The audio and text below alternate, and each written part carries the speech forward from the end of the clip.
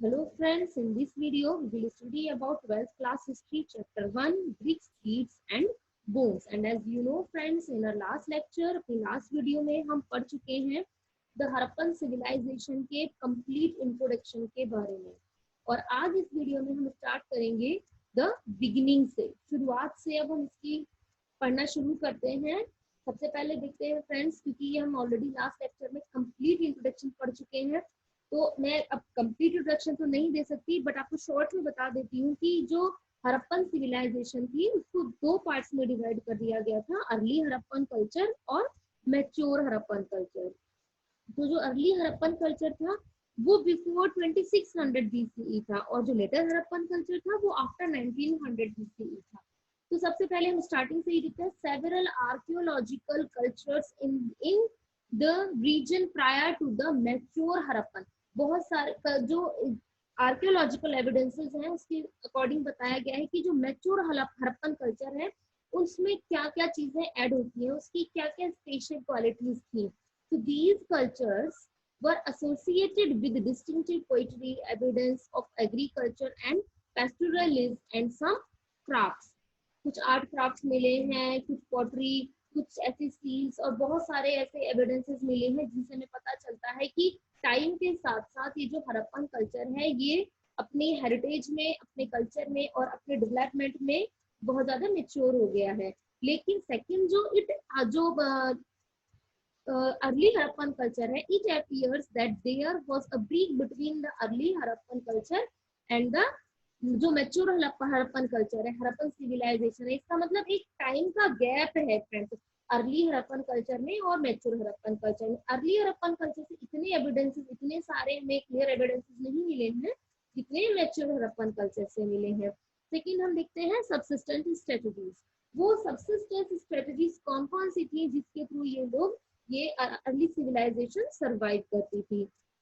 तो इसमें हम देखते हैं the Harappans ate a wide range of plant and animal products, including fish. Archaeologists have been able to reconstruct dietary practices from finds of titter grains and seeds. मतलब दो बातें यहाँ पर क्लियर हैं कि ये प्लांट पर भी डिपेंड करते थे एंड एज वेल एज ये एनिमल्स पर भी डिपेंड करते थे। अब आगे देखते हैं grains found at Harappan sites, और जो ग्रेन्स हड़प्पन साइट से मिले हैं वो कौन कौन से हैं? Wheat, barley, lentil, chickpea and sesame millets are found from site in Gujarat. मतलब गुजरात से इन चीजों के बारे में हमें एविडेंसेस मिले हैं, प्रूफ हमें मिले हैं। बीट के बारे में, बार्ले के बारे में, तिल है, चना है और भी कई चीजें हैं जैसे कि ज्वार, बाजरा टाइप के ये चीजें हमें मिली है।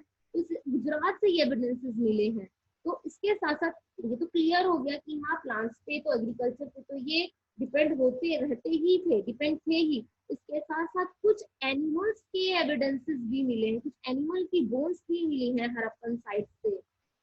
जैसे कि स्टडीज डन बाय आर्कियोजूलॉजिस्ट और जू archaeologist indicate that these animals were domesticated. ये डोमेस्टिकेट किए जाते थे, और bones of wild species such as boar, deer and घड़ियाल are also found। इस टाइप के कुछ और एनिमल्स भी मिले हैं। तो इसका मतलब कहीं ना कहीं ये भी है कि या तो ये लोग उसको डोमेस्टिकेट करते थे, या जो उनके बोन्स में से, यही तो एक हम आइडिया लगा सकते हैं कि ये डोमेस्टिकेट करते थे, और जितना जैसे कि ये प्लांट्स पर, एग्रीकल्चर पर, ग्रेन्स पर डिपेंड थे, उतना ही ये लोग एनिमल्स को भी खाते थे। क्योंकि कुछ मीट, ये कुछ और एविडेंसेस मिले हैं जिससे हमें पता चलता है कि Harappans hunted these animals themselves or obtained meat from other hunting communities। मतलब या तो ये खुद हंट करते थे या दूसरी कुछ जो बिग एनिमल्स, स्मॉल एनिमल्स को मारते थे, उसके थ्रू इन्हें कुछ मीट मिलता था। तो ये तो चीज क्लियर है कि यस ये दोनों चीजों पर डिपेंड करते थे। इसके बाद देखते हैं इनकी एग्रीकल्चरल टेक्नोलॉजीज क्या थी। अब जब अनाज के बारे में हमें पता चल रहा है तो जेन्युइनली ये एग्रीकल्चर की भी नॉलेज रखते होंगे, बट किस टाइप का एग्रीकल्चर वर्क था इनका? Representations on seals and terracotta sculpture indicate that the bull was known, कि इनको बुल की भी जानकारी थी। And archaeologists explorated from this that oxen were used for ploughing, और मतलब जो प्लाव वर्क के लिए ये ऑक्स का भी यूज करना जान गए थे। Moreover, terracotta models of the plow have been found at sites in Cholistan and Banawali. ये फ्रेंड्स, ये नेम जो है या ये लर्न करने के लिए बहुत इंपॉर्टेंट है, क्योंकि मैक्सिमम एग्जाम्स में इनसे क्वेश्चंस पूछ लिए जाते हैं कि किस टाइप के एविडेंसेस मिले हैं। जैसे कि चोलिस्तान एंड बनावली हरियाणा में जो एक जहाँ से ये साइट्स मिली हुई हैं, तो वहां से प्लाव के कुछ एविडेंसेस मिले हैं। यहाँ पे हम एक इमेज भी देख सकते हैं टेरिकोटा बुल की, जिससे ये चीज क्लेरिफाई होती है। तो फिर छोटे छोटे 1 मार्क के क्वेश्चन एग्जाम में कई बार आ जाते हैं, और ये चैप्टर क्योंकि फर्स्ट चैप्टर एक्टिविटी की पुस्तक, तो उसमें एग्जाम्स में क्वेश्चन आ सकते हैं।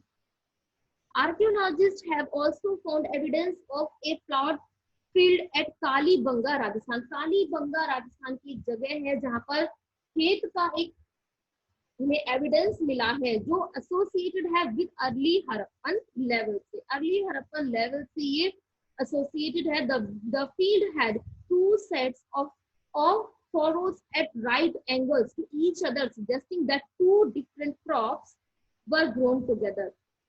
ये जो फील्ड है, ये इस टाइप से उसको खेत को प्लॉ किया गया है, शायद खेत को जोता गया है, हल को चलाया गया है, कि ये शो करता है कि यहाँ पर 2 टाइप की क्रॉपिंग होती थी। एक साथ 2 टाइप की 2 डिफरेंट क्रॉप को ये एक साथ ग्रो कर लेते थे। तो ये हो गई इनकी एग्रीकल्चर स्ट्रेटेजी। इसके साथ साथ टूल्स वो क्या यूज करते थे। तो हड़प्पन सिविलाइजेशन में कुछ ऐसे भी एविडेंसेस मिले हैं जिनसे पता चलता है कि हाँ, ये कुछ स्टोन ब्लेड्स और कुछ वुडन हैंडल्स का यूज करके कुछ टूल्स भी बना लिया करते थे। लाइक इसके आगे देखते हैं, traces of canals have been found at the Harappan site of Shortughai in Afghanistan. Afghanistan, Shortughai Afghanistan में एक जगह है। ये इंपॉर्टेंट क्वेश्चन है फ्रेंड्स, एग्जाम में पूछ लिया जाता है कि अफगानिस्तान सोर्टोगई ऐसी जगह है जहां से कैनाल्स के कुछ एविडेंसेस मिले हैं, but not in Punjab or Sindh.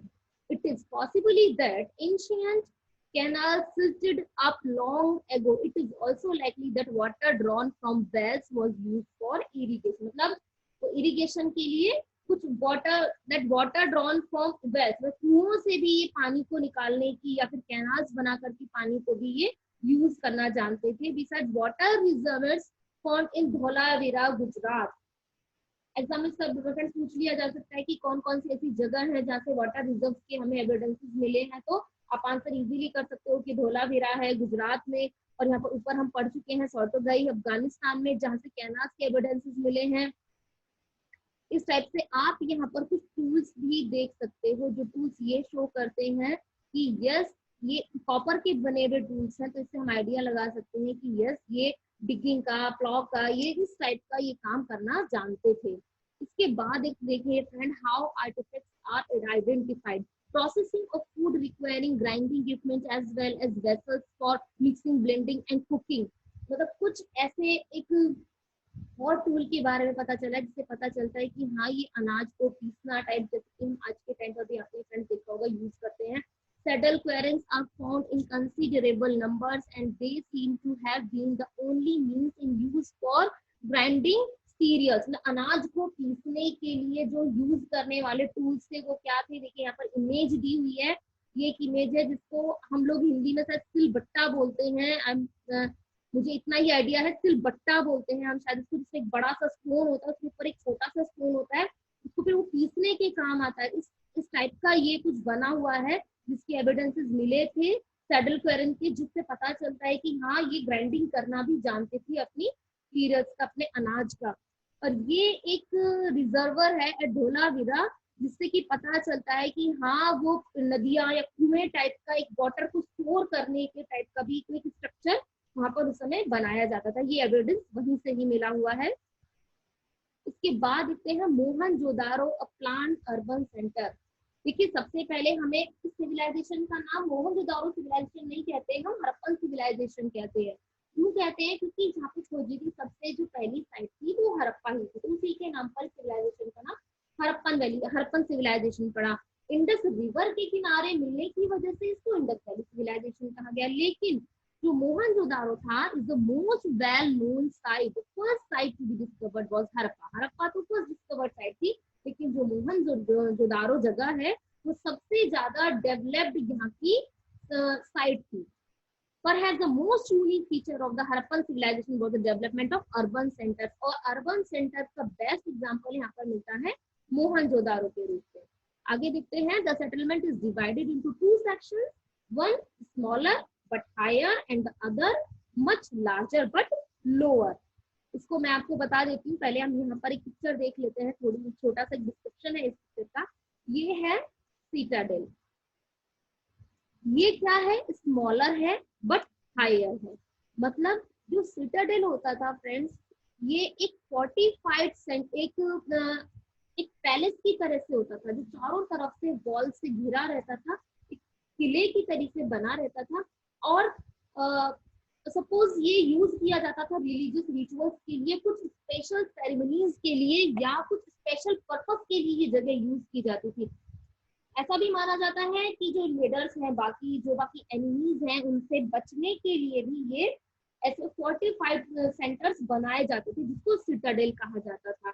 ये एरिया में छोटा होता था बट ये पावर में बड़ा होता था।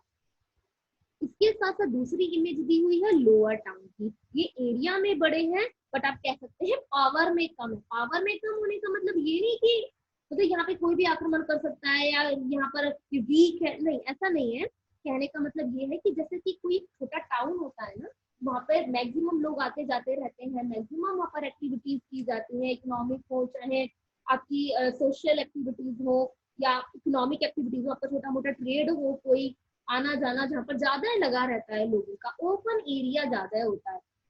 तो ये ऐसी जगह है जहाँ पर लोग रहते थे, जहाँ पर लोग अपना जैसे ट्रेड किया करते थे। लेकिन जो सिटाडेल है वो स्पेशल कुछ रिचुअल्स के लिए, कुछ रिलीजियस प्रैक्टिसेस के लिए यूज किया जाने वाला सेंटर था। चारों तरफ दीवारों से घिरा हुआ किला बंद एकदम ऐसा सेंटर था, ये एक पावरफुल सेंटर था, इसे कह सकते हैं। The citadel owes its height to the fact that buildings were constructed on mud brick platforms. It was walled, चारों तरफ दीवारों से घिरा हुआ था, mud brick जो होती है उनसे बना हुआ था ये पूरा, which means that it was physically separated from the lower town. और ये lower town से अलग बना हुआ होता था, lower town अलग बना होता था और citadel अलग बना हुआ था।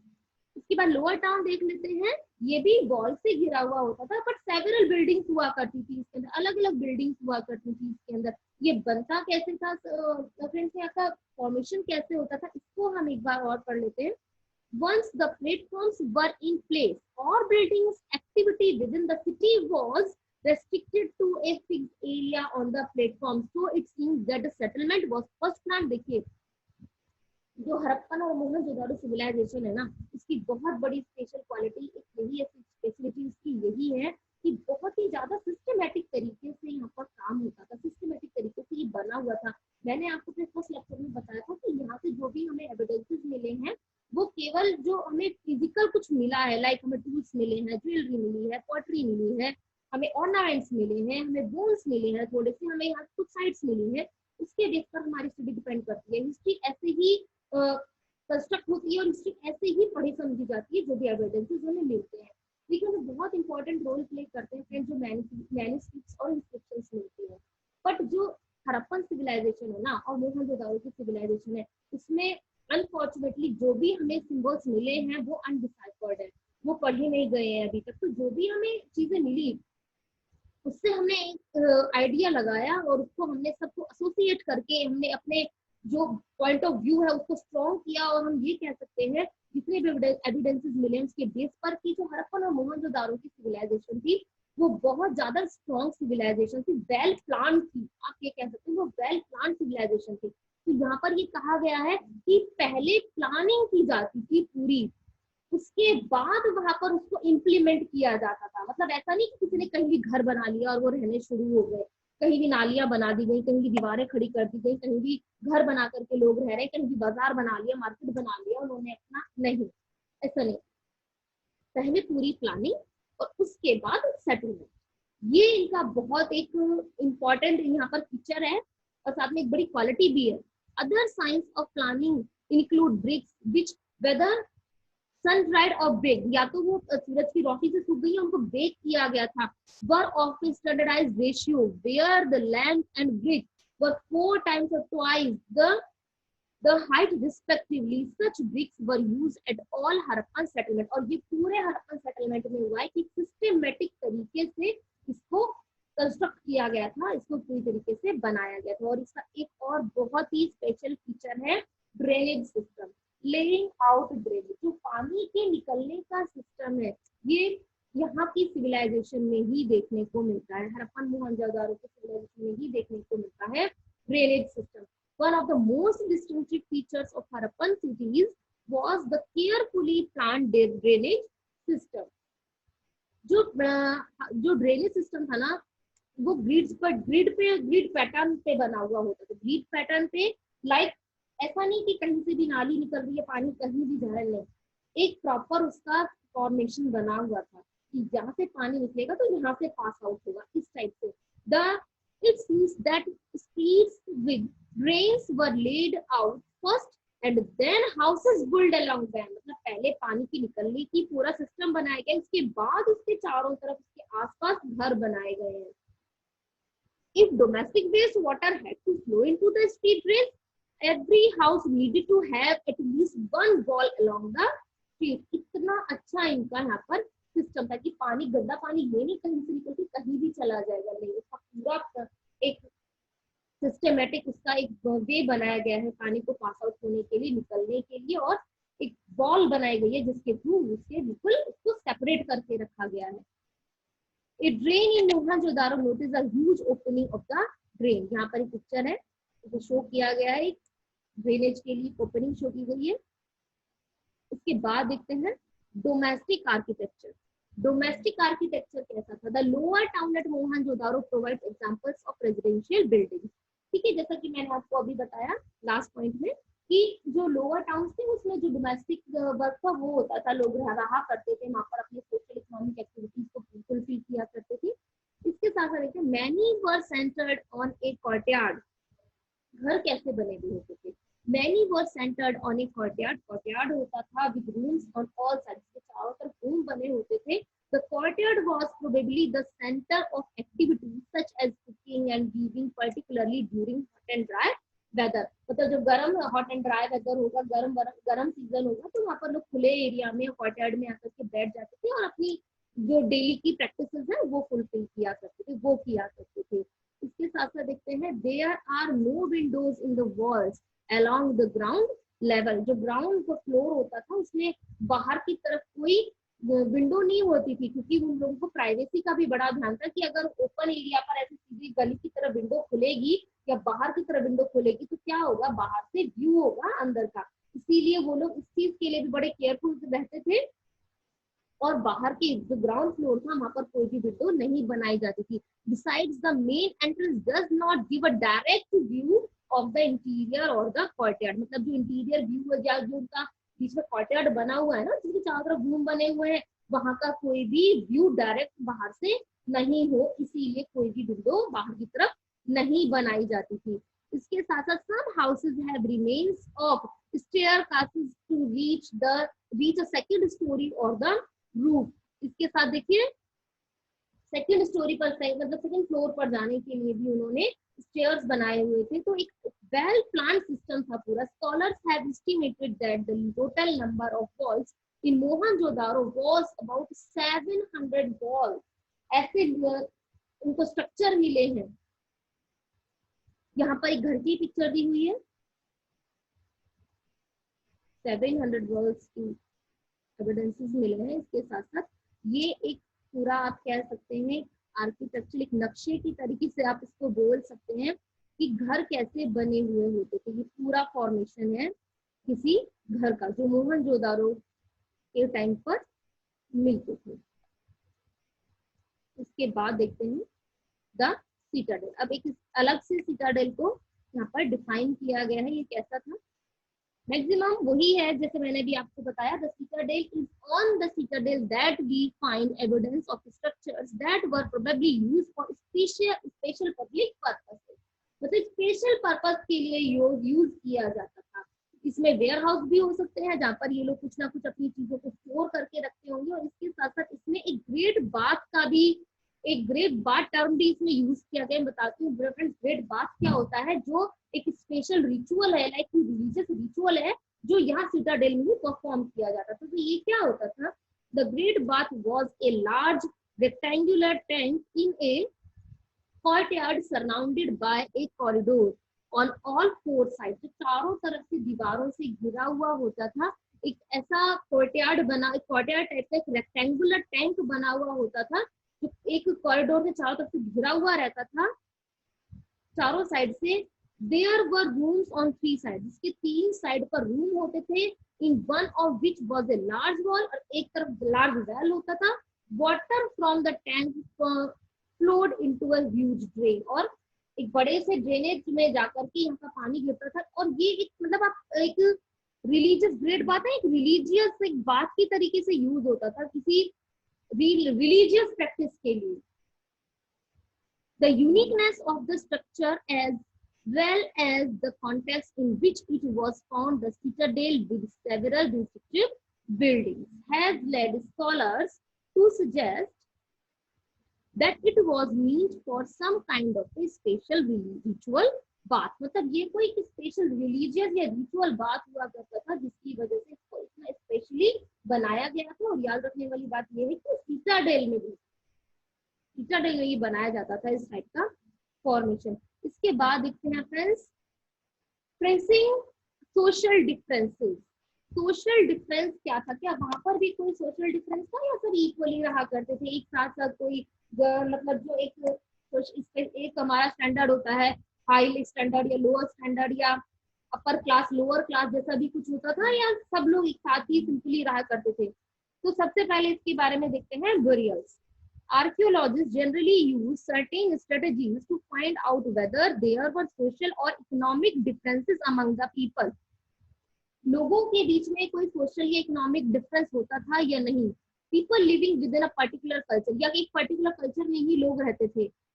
अब इसके बारे में हम जो एविडेंसेस हम देखेंगे वो देखेंगे हम यहाँ के बरियर्स के according. Like you are probably familiar with the massive pyramids of Egypt.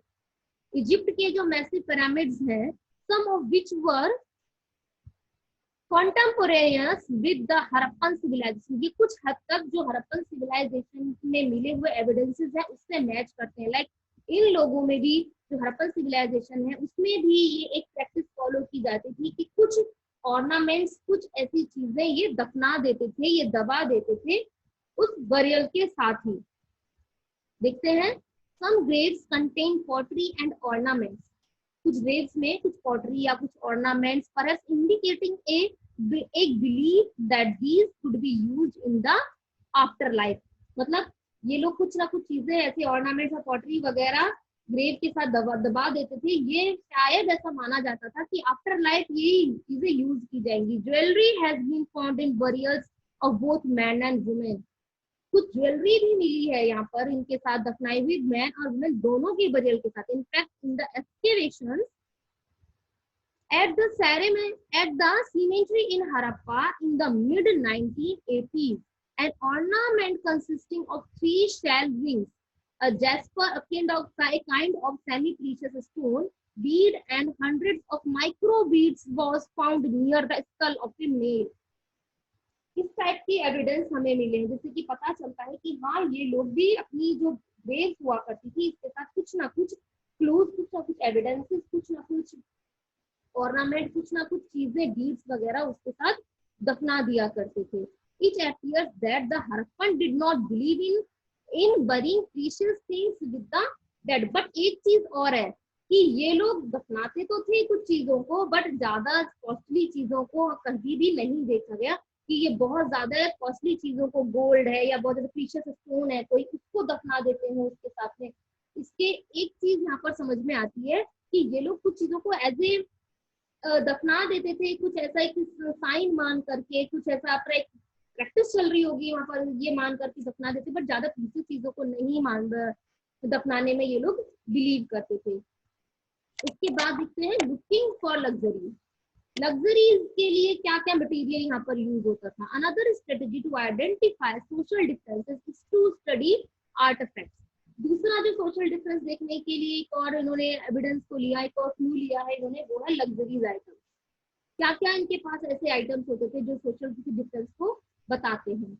to study artifacts which archaeologists broadly classify as utilitarian and luxury. जो डेली यूज की चीजें या फिर luxurious. कैसे? The first category includes objects of daily use made of fairly easily out of ordinary materials such as stone on clay से बनी हुई जो डेली यूज की चीजें हैं जो बहुत इजीली हमें मिल जाती हैं, ऑर्डिनरी सी हैं, तो चीजें वो हो गई. और सेकंड होगी प्रीशियस चीजें. Precious चीजें, archaeologists assume objects were luxurious if they are rare or made from costly non-local materials or with complicated technologies. Luxurious चीजें वो होती थी फ्रेंड जो इजीली मिल नहीं पाती थी, जो बहुत ही मुश्किल से या तो ये लोग बनाते थे या फिर ये लोग बहुत उसके लिए कुछ टेक्नोलॉजी का यूज करते थे जो मड या कोई क्ले वगैरह से नहीं बनी हुई होती थी. ये कुछ इंपॉर्टेंट चीजें होती थी. अब ये क्या तो होता था, ये were probably considered precious because they were difficult to make. ऐसी कौन कौन सी चीजें थी? लिटिल पॉट्स ऑफ कैसे material made of brown sand and silica mixed with colour and gum and then fired. मतलब कुछ ऐसा मटेरियल लिया जिसको उन्होंने कलर भी करना पड़ रहा है, फिर उसको आग में तपाना भी पड़ रहा है, उसके बाद ही थोड़ा मेहनत करके कुछ मटेरियल बना पा रहे हैं, तो ऐसी चीजें इनके लिए प्रीशियस थी. जिसको हासिल करने के लिए कुछ मेहनत करनी पड़े, वो हो गई इनकी लग्जरियस चीजें. अब इसके बाद देखते हैं valuable materials are generally concentrated in large settlements like Mohenjo-daro and Harappa and are rarely found in the smaller settlements. अब देखते हैं जो आर्टिफैक्ट्स है ना, जो ऐसी चीजें हैं जो इनके लिए लग्जरियस है, जो इनके लिए वैल्यूएबल या कॉस्टली चीजें हैं, वो सिंपली हर किसी छोटी मोटी सेटलमेंट में नहीं मिली है. वो बड़े और एक जो वेल फ्लोरिश सिविलाइजेशन है वहां पर मिली है, लाइक हड़प्पा एंड मोहनजोदारो में. इसमें क्या क्या चीजें हैं? For example miniature pots of faience perhaps used as perfume bottle की तरह से यूज किए जाने वाले जो छोटे मोटे बॉटल या jar are found mostly in Mohenjodaro and Harappa and there are none from smaller settlements like Kalibanga जैसे छोटे सेटलमेंट में ऐसी चीजें नहीं मिली. और गोल्ड भी है, गोल्ड प्रीशियस मेटल है, was too rare and as present probably precious. All the gold jewelry found at Harappan sites was recovered from hoards. मतलब जो होर्ड्स के दौरान मिली हुई, होर्ड्स के थ्रू मिली हुई है, वो गोल्ड की बनी हुई कुछ प्रीशियस कॉस्टली मेटल होता है, क्योंकि गोल्ड आज भी है, तो ये हड़प्पा से मिले हैं ऐसे एविडेंसेस. अब finding out about craft production, finding out about craft production के लिए जो चीजें मिली हैं वो देखते हैं.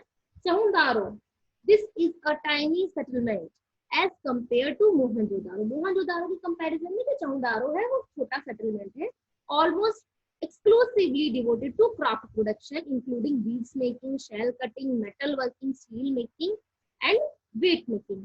यहाँ पर ये सारे काम होते थे. A variety of materials used to make beads is remarkable. और यहाँ का जो बीड मेकिंग का काम है ना वो बहुत ज्यादा रिमार्केबल है, बहुत ही स्पेशल है. यहाँ पर सबसे ज्यादा मिले हैं इसके evidences. Metals like copper, bronze and gold and shell, fence and terracotta or burnt clay, ऐसी चीजों के बनाए हुए some beads were made of 2 or more stones cemented together.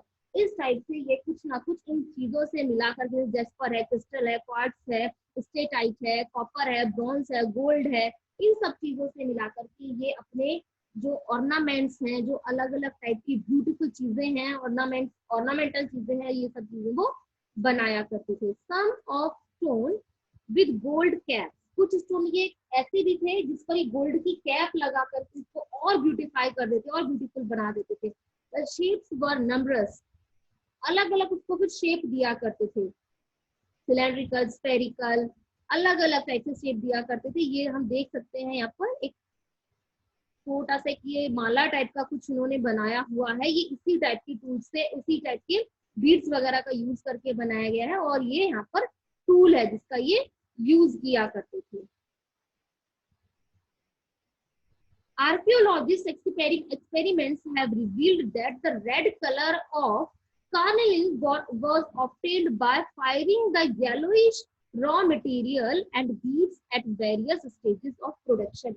Carnelian जो होता है फ्रेंड्स एक स्टोन होता है, एक स्टोन टाइप की एक मटेरियल होता है जो रेड और ऑरेंज कलर का होता है. ये प्रीशियस, उस टाइम पर ये बहुत प्रीशियस मेटल हुआ करता था. और इसके साथ साथ grinding, polishing and drilling completed the process इसके बाद ये स्टोन्स को, बीड्स को ग्राइंड भी करते थे, पॉलिश भी करते थे, इसकी ड्रिल भी किया करते थे, तब कहीं जाकर के इनका प्रोसेस पूरा कंप्लीट होता था। Specialised drill have been found at Chanhudaro, Lothal and more recently at Dholavira. ये वो जगह है जहां से इसके एविडेंसेस मिले हैं कि ये स्टोन्स और बीड्स को कैसे ग्राइंड, पॉलिश, ड्रिल का काम किया करते थे। इसके बाद देखते हैं नागेश्वर एंड बालाकोट में जो हमें एविडेंसेस मिले हैं, ये सेटलमेंट है कोस्ट के पास, नागेश्वर और बालाकोट, ये दोनों जो सेटलमेंट है ये कोस्टल एरिया पर बने हुए हैं। These were specialised centres for making shell objects including bangles, ladles and inlay which were taken to other settlement, जो यहाँ से और बाकी के सेटलमेंट्स पर भी ले जाए गए हैं। अब देखते हैं फ्रेंड्स, अब इतना तो हमने पढ़ लिया कि ये इस टाइप की चीजें बनाया करते थे, ऐसे ऐसे ये इन सब चीजों को बनाया करते थे।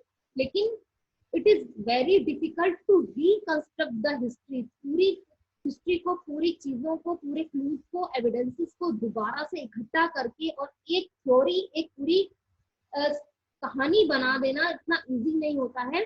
तो देखते हैं हम आइडेंटिफाइंग सेंटर्स ऑफ प्रोडक्शन, कैसे आइडेंटिफाई किया गया प्रोडक्शन सेंटर्स को। इतने सारे सेंटर्स हमने पढ़े अभी ऊपर टॉपिक में, तो इनको आइडेंटिफाई कैसे किया गया। तो सबसे पहले देखिए, जहां से ज्यादा हमें एविडेंसेस मिलेंगे तो ये बहुत ही सिंपल सी बात है, यही समझा जाएगा कि हाँ यहाँ पर इसका प्रोडक्शन ज्यादा होता था। लेकिन और भी चीजें हैं, कैसे, जैसे कि अनफिनिश्ड ऑब्जेक्ट्स हैं, रिजेक्ट्स एंड वेस्ट मटेरियल है। In fact waste is one of the best indicators of craft work. मतलब जो बीड की कटाई हो रही है, उसकी ड्रिलिंग की जा रही है, उसको जब हम बीड को काटा जा रहा था तो उस टाइम पर जो छोटे मोटे टुकड़े गिर जाया करते थे वो किस जगह पर ज्यादा मिले हैं, ये बहुत बड़ा एक एविडेंस का काम करता है।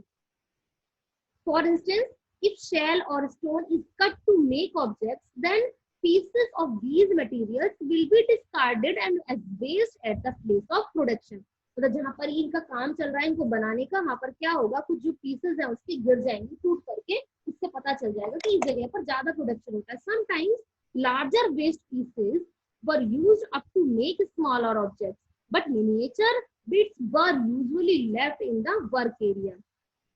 वर्क एरिया पर छूट जाते थे चीजें, तो उसी से ही उनको कलेक्ट करके उनको जोड़ा गया, उनको फिर ये समझा गया कि यस, इसी से ही ज्यादा से, यही इसी एरिया में ज्यादा से ज्यादा बीड्स का या ऑर्नामेंट्स का या ज्वेलरी का प्रोडक्शन वर्क होता होगा।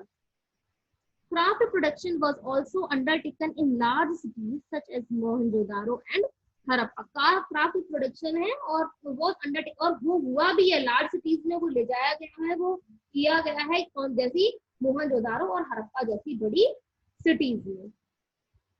आगे फ्रेंड्स हम अपने पढ़ेंगे नेक्स्ट लेक्चर में स्ट्रेटेजीज फॉर प्रोक्यूरिंग मटेरियल्स, कहाँ से हमें मटेरियल मिलते हैं,